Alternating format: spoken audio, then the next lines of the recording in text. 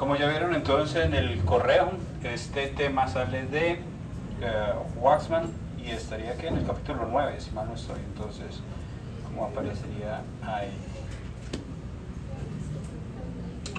Si estuviéramos entonces en embriología, ¿de dónde sale el diencéfalo en el periodo de 3 vesículas? Prosencéfalo, listo. ¿Y en el de 5? Diencéfalo, por eso se llama así, diencéfalo. Las paredes del diencéfalo pues me van a formar un conjunto de estructuras que en su totalidad pues se van a llamar diencéfalo, que todo tiene pues como nombre o termina más bien en la partícula tálamo. Si lo viéramos entonces aquí en la animación, estaría en todo el centro, toda la parte central de los hemisferios cerebrales. Tendríamos esta estructura que vendría siendo entonces los tálamos, específicamente para acá. Como cavidad, ¿qué forma el diencéfalo? La luz. Tercer ventrículo, que vendría siendo esta estructura que está aquí en verde. Esto vendría siendo esta tensión. Si ustedes observan acá, hay un hueco. Este hueco es porque el tercer ventrículo tiene un espacio para que se comuniquen los dos tálamos. O sea, hay un tálamo derecho y un tálamo izquierdo, y los dos tienen que estar unidos por una estructura. Entonces, el hueco que debe existir físicamente para que pase esa estructura vendría siendo esta de aquí, que ahorita les doy entonces el nombre. Diencéfalo está constituido por 4 partes. Si se devolvieran a la clase de embriología, en la que yo les hacía como el resumen, pues todo al final, como las paredes, decía tálamo, hipotálamo, subtálamo, epitálamo. Entonces, porque es que cada una de estas subdivisiones son partes ya del diencéfalo. Y todo termina entonces en esta estructura, tálamo, tálamo, tálamo, y ya les voy a explicar de dónde viene entonces esa palabra. Viene del latín, y del latín significa era una habitación, pero no era cualquier habitación, o sea, era una habitación que tenía unas particularidades. Si no, entonces a la Biblia decía: salga de su cámara el novio y de su tálamo la novia. O sea, era un cuarto donde estaba la novia. Posteriormente, ese cuarto donde estaba la novia, pues le dieron mayor cantidad de información. Decían entonces, la RAE dice, la RAE, que es el lugar donde los novios celebran sus bodas y recibían los parabienes. Es el lecho conyugal, ¿sí? Es donde las parejas todas las noches pues rompe tabla, cama de los desposados y lecho conyugal. Eso vendría siendo un tálamo, ¿sí? Ustedes podrían decir: me voy de Netflix o me voy de tálamo. O sea, es esta parte aquí. Desde el punto de vista botánico es una parte de las flores, y desde el punto de vista anatómico es un conjunto de núcleos de sustancia gris que van a enlazar diferentes áreas del cerebro. Entonces, esto es un tálamo para desposar entonces a los novios, y este vendría siendo por acá el tálamo, pero de una flor, donde se asienta una flor. 4 divisiones: tálamo, subtálamo, hipotálamo y epitálamo. El tálamo, pues bueno, ahí está también con códigos de colores, va a ser al que más tiempo le vamos a dedicar. Vendría siendo entonces esta estructura que está por acá, en la parte media, ¿sí? La más grande, es la más grande. Va a existir una que queda un poco hacia abajo y hacia el frente, que vendría siendo el hipotálamo. Hipo significa por debajo de, lo mismo que sub. Epitálamo está hacia la parte posterior, y el subtálamo lo colocan aquí como donde debería estar, pero realmente aquí yo no lo podría ver. No lo podría ver porque tendría que cortar en el lóbulo temporal, y ahí sí podría ver entonces subtálamo, pero debería quedar aquí un poquito hacia abajo del tálamo.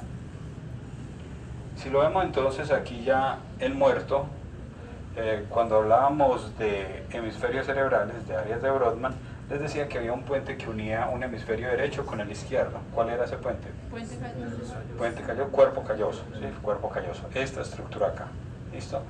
Por encima del cuerpo calloso va a quedar una parte que se llama el giro del cíngulo. Entonces, esto de parte de aquí vendría siendo el giro del cíngulo. Esto que va a pintar entonces en azul, cíngulo con C, que vendría siendo el giro del cíngulo o giro singular. Hay una estructura, que la voy a pintar por acá, no sé, en verde, que es este de aquí.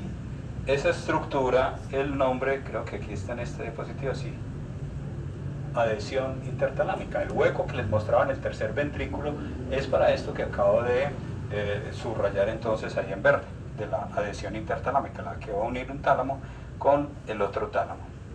El hipotálamo es este cuadradito de acá. Subtálamo, perdón, epitálamo es esta estructura aquí atrás en rojo, y el subtálamo pues ahí no se ve, ¿sí? Debería quedar como por aquí, ¿sí? Entonces este es el mesencéfalo, el puente, el bulbo, cerebelo, cuarto ventrículo, y por el momento pues necesitamos es ubicar las estructuras para después saber entonces para qué sirve.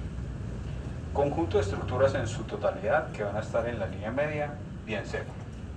Primera subdivisión, y la más grande y a la cual le vamos a dedicar más tiempo, vendría siendo esta, el tálamo.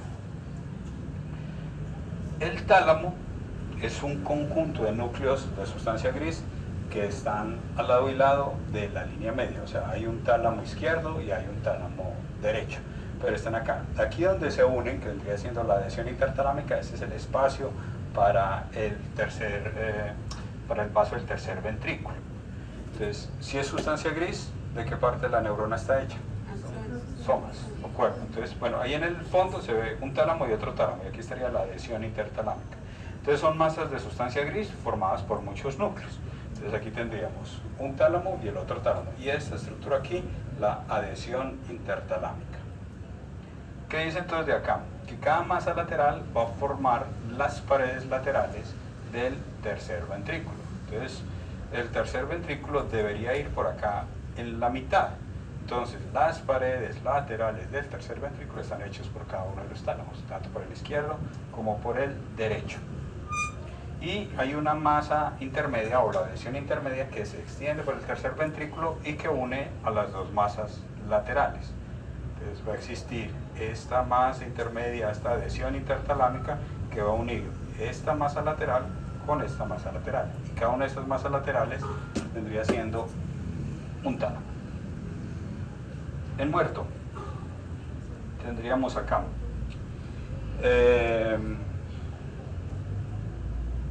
el 3, ¿qué lóbulo es? Frontal. El 2,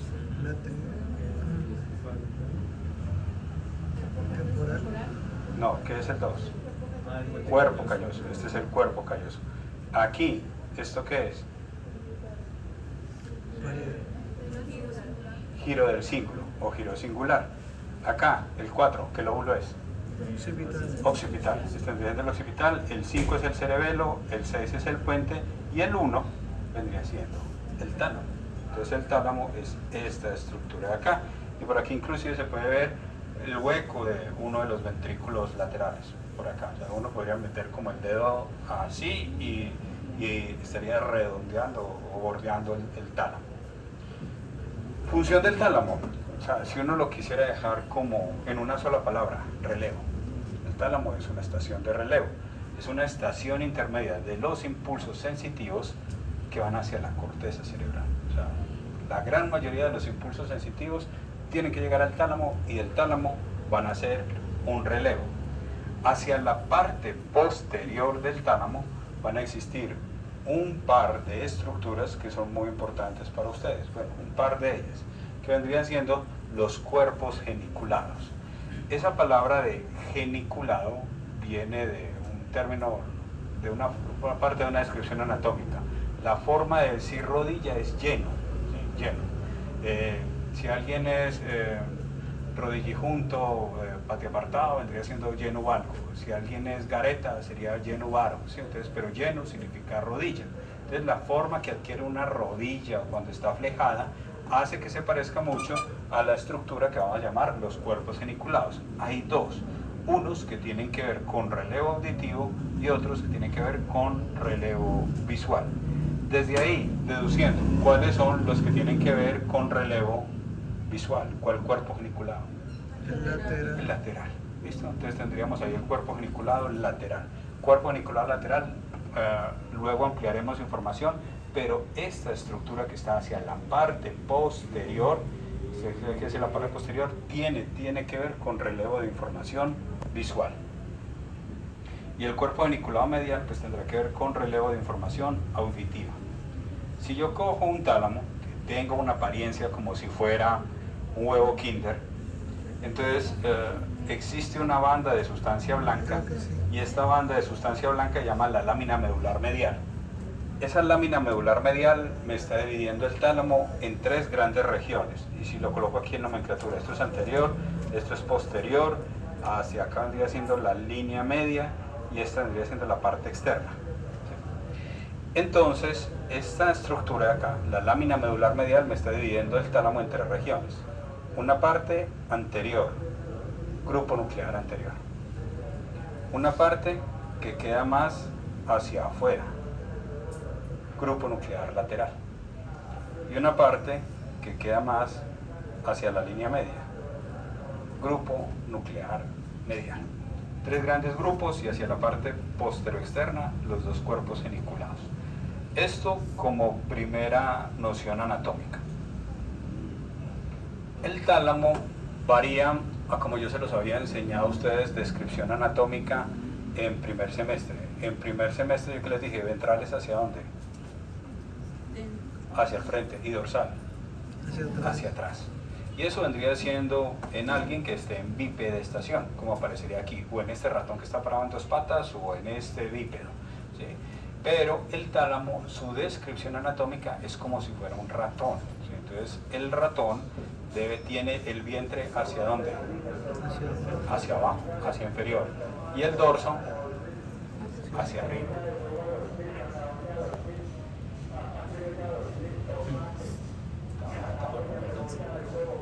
Deberían dar 100 de aguacate. Entonces el dorso hacia superior y el vientre hacia inferior. Lo venden en Amazon, pero no lo he comprado. Pero es un tálamo que se puede armar, ¿sí? Entonces este tálamo que se puede armar, pues va teniendo cada uno de los núcleos.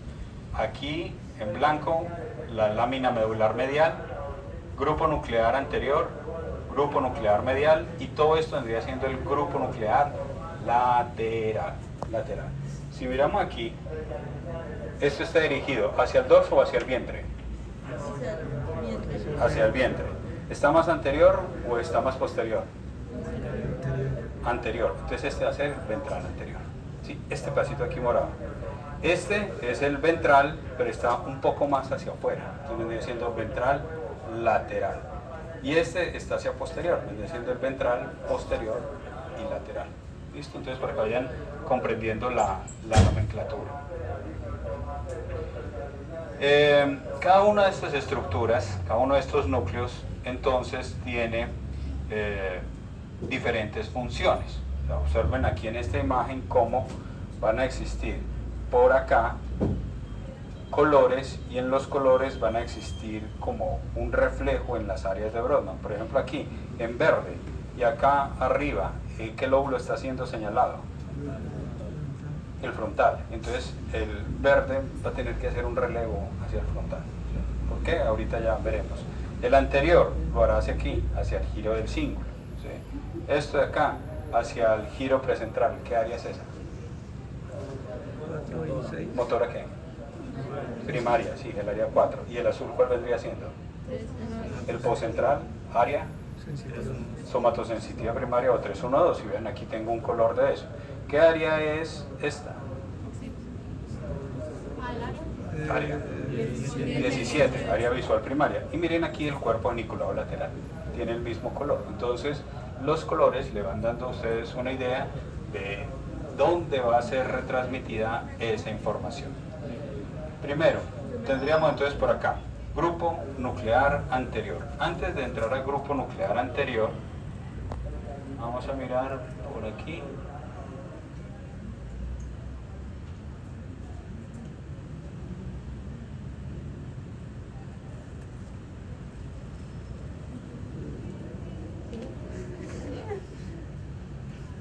No me dejaron. Esperé, cargo aquí a ver.